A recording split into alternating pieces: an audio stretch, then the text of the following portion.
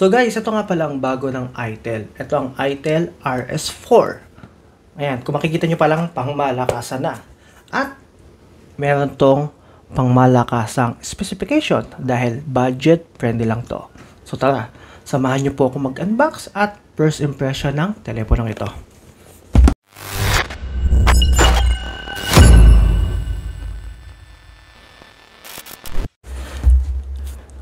So, ito yung guys, dalawang version siya sa market. Meron siyang 8GB plus 8GB plus 128GB ROM.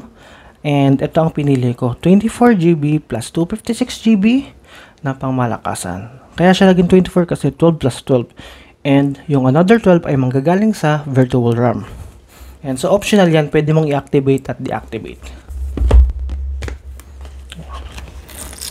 So, may tape siya dito. ITEL na nakalagay. Ayun. So, ito palang una mo makikita sa box. Ayan. Diba? Pang malakasan. So, ito yung phone.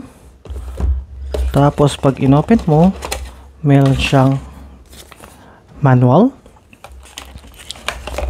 Case, silicone. Hindi siya yung hard plastic. Silicone siya.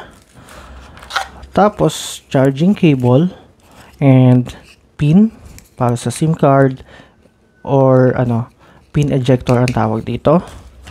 And 45 watts adapter. Ayan. Tapos, yun lang. Wala na dito. Dito tayo sa phone.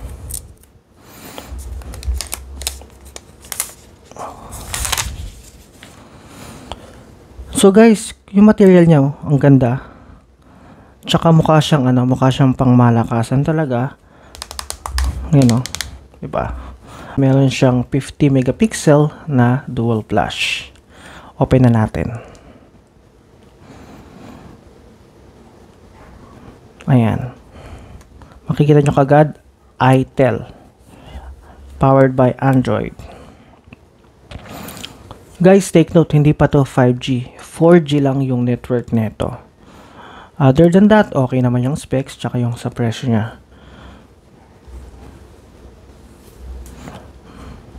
Dati, hindi masyado pinapansin yung Tecno, ITEL, Infinix. Ngayon, kasi dahil sa presyo niya, kaya siya nagbo-boom dito sa Pilipinas. Nung nasa Middle East ako, nagtrabaho ko sa sales, yung Tecno, hindi talaga pinapansin ng mga tao. As in, madalas walang benta. Kaya, ayun. Tsaka yung Infinix, normally, binibili nila yung mga big brands. Ayan, setup muna natin. Siyempre, nasa Philippines tayo. Later lang mag-insert ng SIM card. Connect to the Wi-Fi, mamaya na lang din.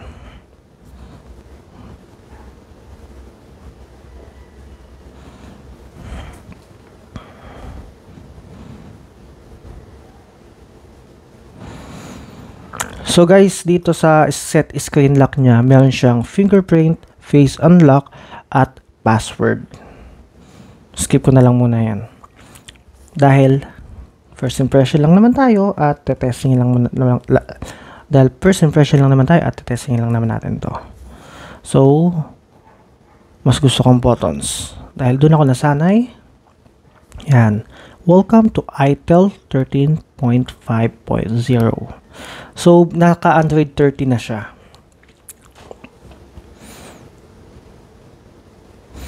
So, ito, una mo makikita ganito sa screen. Yan, ganyan siya.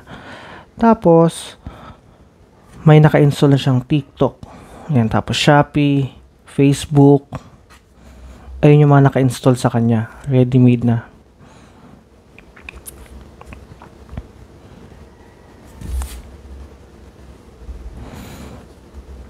Ayan, tapos sa camera niya,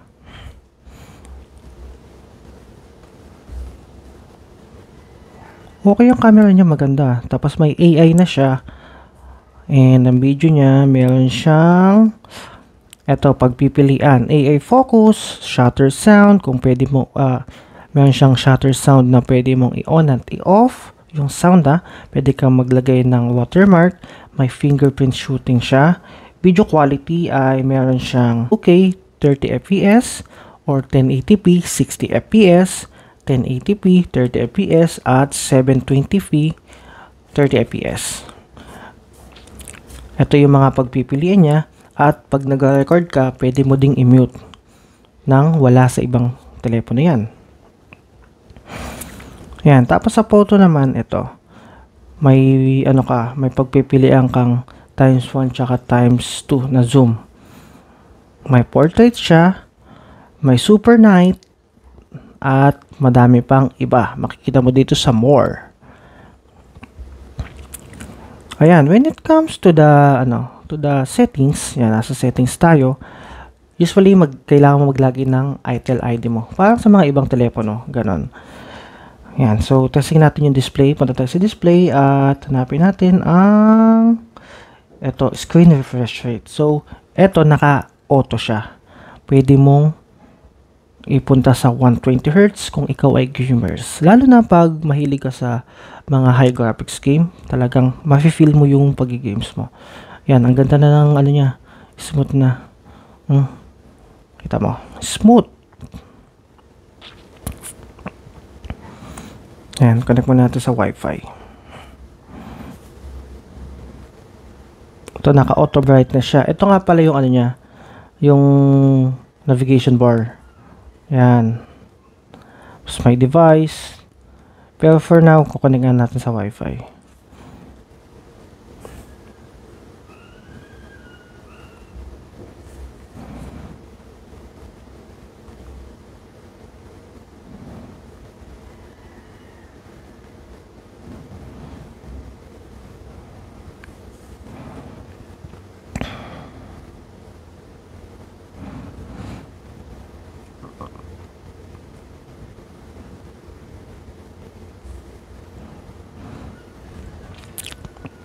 So, ito, yan, kinonect ko siya sa 5G network. Ayan, connected na siya. Smooth siya, smooth pa. Ang ganda ng 120, ang ganda ng, niya, ng display niya pag naka 120 siya. Testing muna natin yung, niya, yung connection niya sa Wi-Fi, yung speed test. Mag-speed test tayo. Tsaka smooth niyang gamitin Ang bilis ng niya ng response.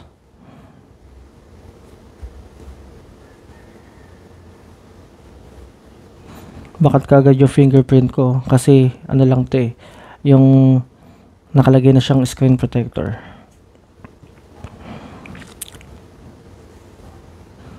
So ito yung speed ng Wi-Fi ko dito. Naka 300 Mbps kasi.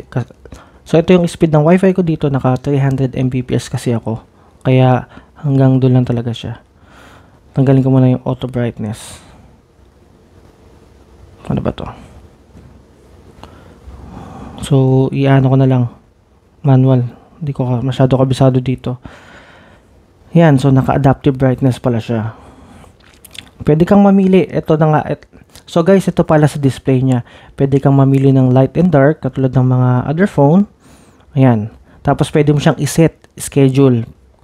Sunset to sunrise or custom schedule. Depende sa'yo.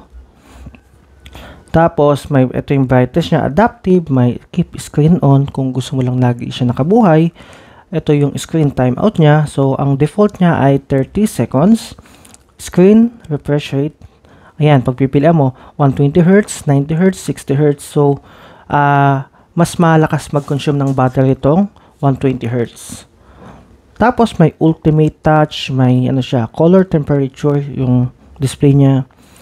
Font size kung gusto mong lakihan or liitan, depende sa iyo kung gusto mong lakihan or liitan, depende sa iyo. Meron siyang inadvertently mode para ma-prevent mo daw ang pagta-touch nito sa phone while nasa pocket.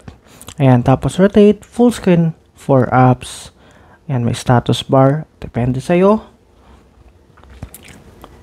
Ayun yung nasa niya, ayun yung nasa display niya. Sound and vibration, ganun pa din yung makikita nyo kung ano yung nasa normal phone. Ayan, tapos notification center, password, privacy, storage, app, location, data lab, AI Vana.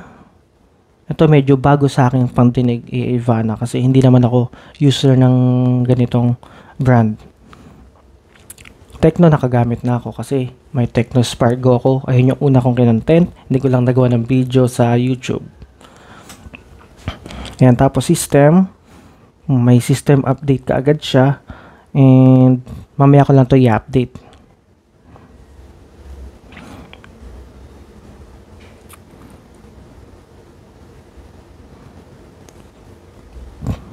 Tapos may Palm Store siya. Ito yata yung built-in sa itel na Palm Store.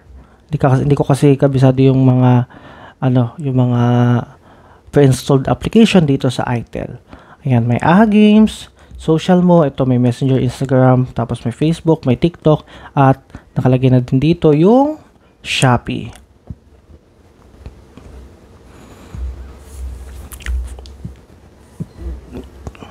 Tsaka ang ganda ng ang ganda ng design niya kasi may nakalagay siya ditong design by itel, ito. Tapos yung ang ganda ng likod niya. Para siyang Huawei, 'di ba? Yung Huawei na flagship, may ganitong style. Yung lens. Ayan, tapos meron siya ditong line. Kalagay dito super. So smooth siguro to sa games. Mamaya magte-testing tayo ng mga games dito sa itel RS4. Ayan. Ang habol ko lang naman usually sa mga phone ay especially mataas ang storage at maganda yung camera. Ayan, kasi hindi na ako gumagamit ng SLR or even ng GoPro pag nag-film ako or nag-vlog ako. And ang gamit ko lang ay ang mobile phone. Ayan.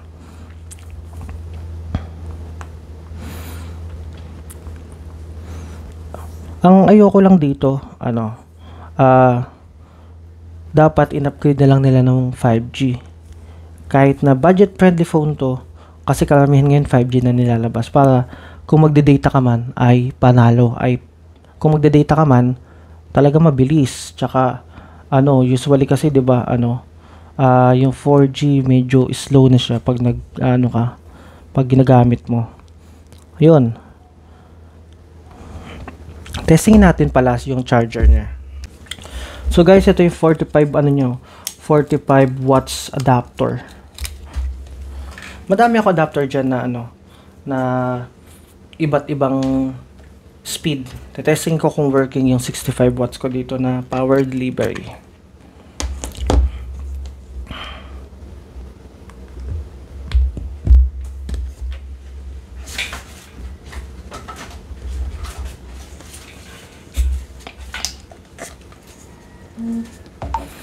Ito guys, 65 watts charging, power charge, tapos nagbibilang siya. Pwede kang bumalik sa smartwatch, smart charge, depende sa'yo. Ayan, pwede mo siyang select. Ayun smart charge, may hyper charge. Yan, provide faster. Ito yung tatlong pagpipilian mo. May hyper charge, smart charge, saka low temp charge. Ito yung normal yata na speed. Tapos ito pinakamabilis. Yan, so ang disadvantage nito ay mabilis uminit yung device mo kasi mas mabilis kasi mas malakas yung power na papasok sa phone mo. Bali ganito siya. Yan. Makikita mo dito sa taas may indication siya na fast charge, tapos ito yung yung makikita mo yung percentage niya na tumataas, nagbibilang, nagka-count. Ayan, so mamaya, testing natin yung camera nito at kung gaano kaganda to sa night mode or sa low light. So for now, ayun muna, first impression tayo. Ayan, kung pangmalakasan ba talaga to, kasi trending to, yung dami nag-review ngayon nito sa iba't ibang platform . Yan, so guys, ayun lang muna. Salamat sa mga lahat ng nanood and don't forget to subscribe sa lahat ng aking platform. Thank you guys!